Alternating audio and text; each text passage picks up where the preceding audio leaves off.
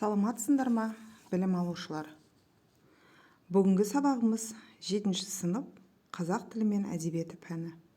Сабақтың тақырыбы Ғабиден Мұстафин «Шығанақ» романнан үзінді. Пән мұғалімі Бегімбетова Балнұр Бақытжанқызы. Сабақтың оқу мақсаты: тыңдалған мәтіннің негізгі мазмұнын түсіну, ақпараттың өзектілігін анықтау. Қосымша ақпарат көздерінен алынған мәліметтерді кесте, диаграмма, сызба, шартты белгілер арқылы ұсыну. Бүгінгі сабағымыздың жаңа сөздері: егеу, пасев, соқа, плуг, жер жырту, вспашка, колхоз, өгіз, бык. Ал балалар, бүгінгі сабағымыздың ары қарай жалғастыру үшін қысқаша бейне материалға назар аударамыз. Қазақ әдебиетіндегі алыптар шоғырының бір өкілі саналатын Ғабиден Мұстафин 1902 жылы қазіргі Қарағанды облысы Бұқар-Жырау ауданында туған. Алғашында ауыл молдасынан тіл сындырған Ғабиден кейін Спасск зауытындағы тәбілшік болып істейтін Мауқымның Жүсібі деген адамнан бірер жыл орысша сабақ алады да, сондағы 5 жылдық орыс қазақ мектебінде оқиды. Кейін еліне келіп, кеңес қызметіне араласа бастайды. 1925 жылы Қызылорда қаласына білімін көтеру мақсатында қоныс аударады. Бірақ оқудың сәті түспей, өлкелік сот мекемесінде кеңсе жұмысына тіркеуші болып жұмысқа орналасады. Осы кезеңнен бастап, болашақ жазушының жазушылық қыры ашыла бастайды.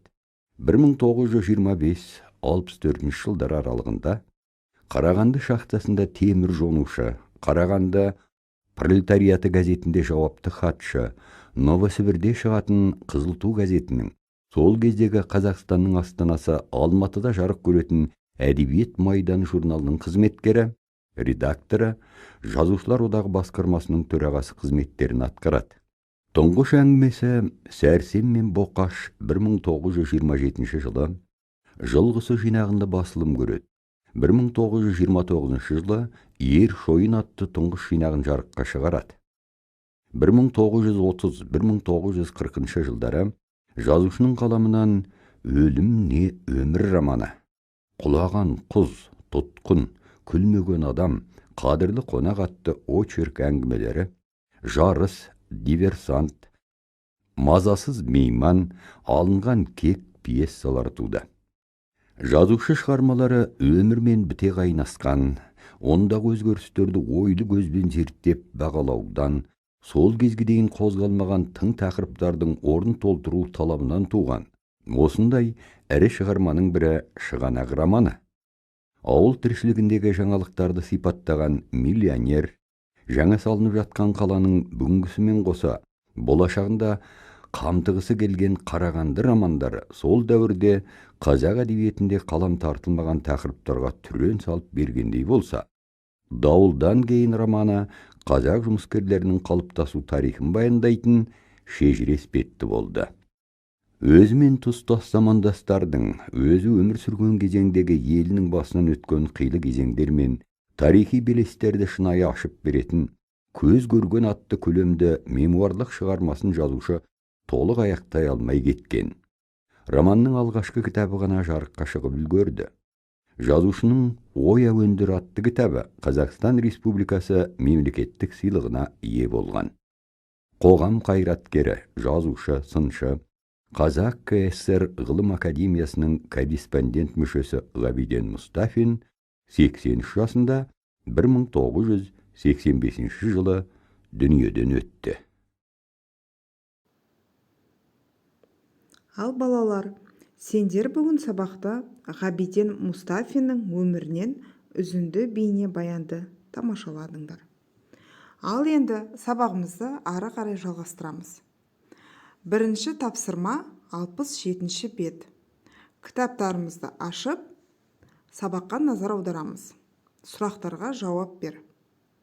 Егін егетін мезгіл мен өнім жинайтын мезгілді ата. Екінші сұрақ. Егіншінің бойында қандай қасиеттер болу керек?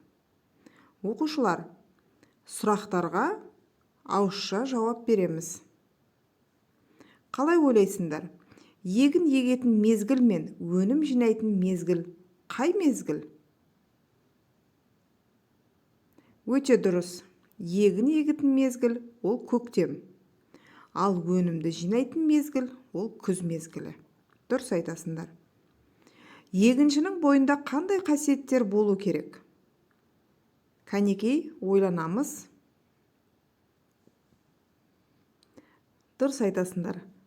Егіншінің бойында еңбекке деген сүйіспеншілік, қайсарлық және де төзімділік болу керек. Өте жақсы. Келесі тапсырма өзіндік жұмыс. Ғабиден Мұстафин жөнінде білемін, білгім келеді, білдім стратегиясы бойынша диаграмманы толтырамыз.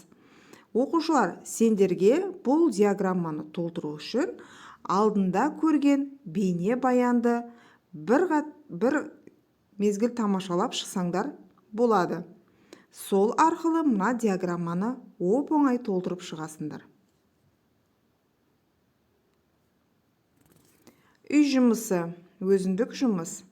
Ғабиден Мұстафиннің өмір дерегі бойынша берілген сөйлемдердегі сан есімдерді топтау сан есімдеріне айналдырып, сөйлем құрайсыңдар. Ал оқушылар, сендерге сәттілік.